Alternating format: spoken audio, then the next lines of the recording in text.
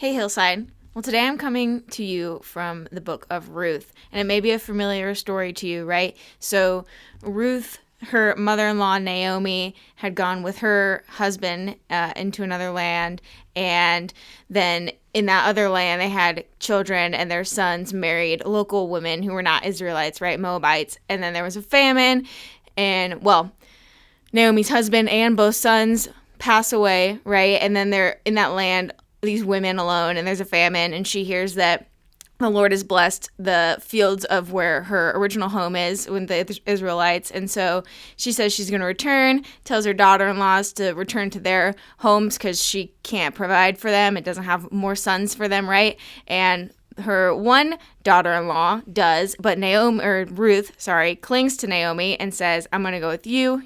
Your God will be my God. Your people will be my people. And so she does not abandon her mother-in-law and goes with her back home.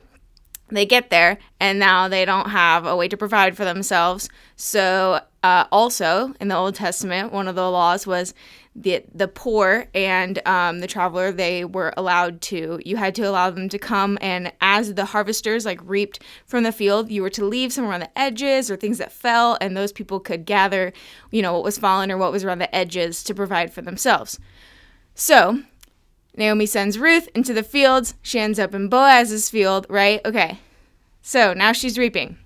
And Boaz goes out and sees this new woman there, asks his workers, who is that woman, finds out who it is, or tells, that's Ruth who came back with Naomi. Now he's heard the story. He knows what happened.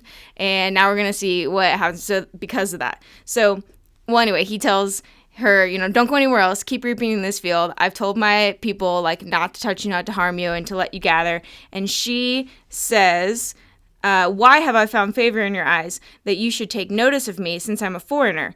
But Boaz answered her, all that you have done for your mother-in-law since the death of your husband has been fully told to me, and how you left your father and mother and your native land and came to a people that you did not know before. The Lord repay you for what you have done, and a full reward be given to you by the Lord, the God of Israel, under whose wings you have come to take refuge. So he says, I've heard what you did. The story of how of what you have done, and I want to honor that, and I'm going to bless that, and the Lord's going to bless that too. And then he at mealtime brings her over and gives her food, and then sends her home with extra, far more than what you would normally be able to gather from the fields. And he does this continually until eventually, marries her, redeems her.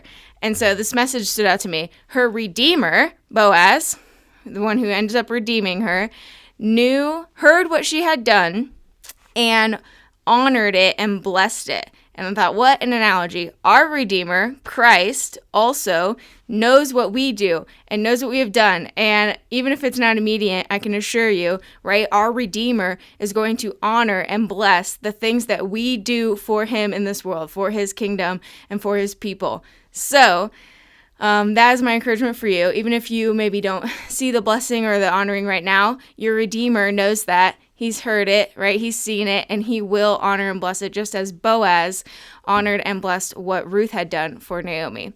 And that's all I have for you today. We'll see you next time, Hillside.